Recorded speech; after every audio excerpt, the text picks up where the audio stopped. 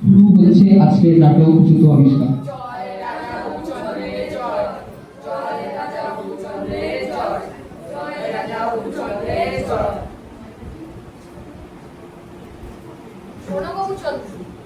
নামেই তুমি বন্ধু, রাজ্যটা তো ধুলোয় ছাড়খাড় হয়ে গেল।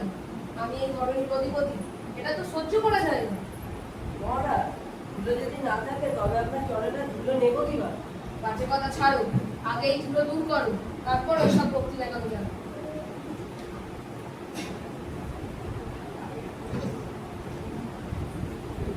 কি হবে পণ্ডিত মশাইরা? রাজা তো খেপেছে, ধুলো যদি না সরাতে পারে তবে তো আমাদেরই সরিয়ে দেবে। এক কাজ করা যাক, রাজ্য জুড়ে ঝাড়ু দেওয়া হোক, ঝাড়ু দিয়ে সব ধুলো সাফ করে দেবো।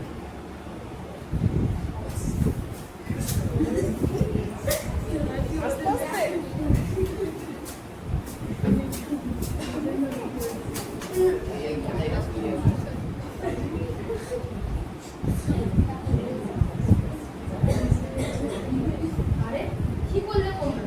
রাজ্য থেকে ধুলো সরাতে গিয়ে তো পুরো রাজ্যটাকেই ধুলোয় ঢেকে দিল। আমি তো নিঃশ্বাস নিতে পারছি না। মহারাজ, এবার আমি নতুন বুদ্ধি দিয়েছি। ঝাড়ু দিয়ে সব ধুলো ওড়ানো যাবে না, তাই জল দিয়ে সব ধুয়ে দেবো।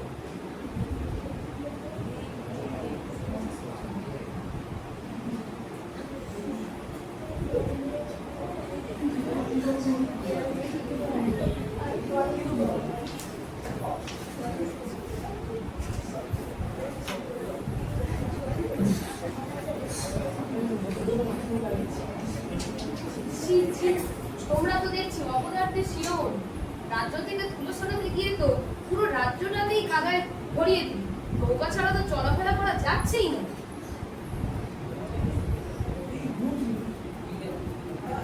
মহারাজ, একটা বুদ্ধি আছে।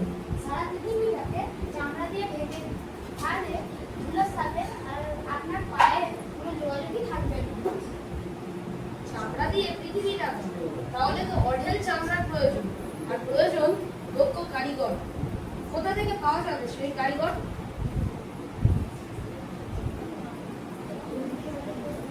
মহারাজ, সময় দিলে একটা কথা হবে।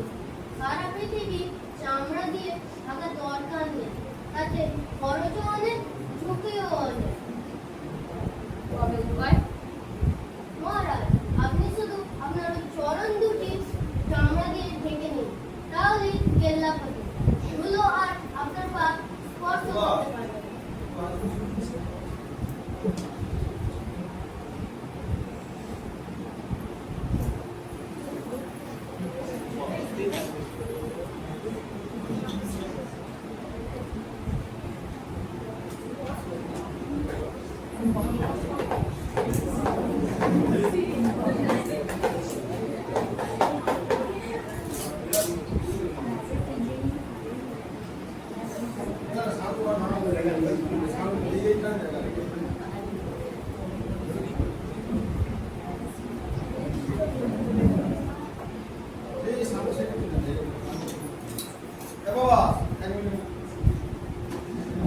আরে এ তো দারুণ ব্যাপার, পায়ে আর ধুলো লাগছে না, আর পড়তেও আরাম।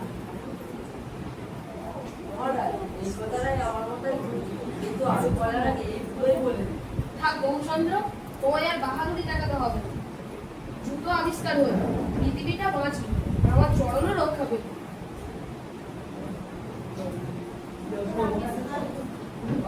জয় রামচন্দ্রের জয়, জয় রামচন্দ্রের জয়, জয় রামচন্দ্রের জয়। জুতো আবিষ্কার হলো। এখানে সমাপ্ত হলো আমাদের আজকের নাটক।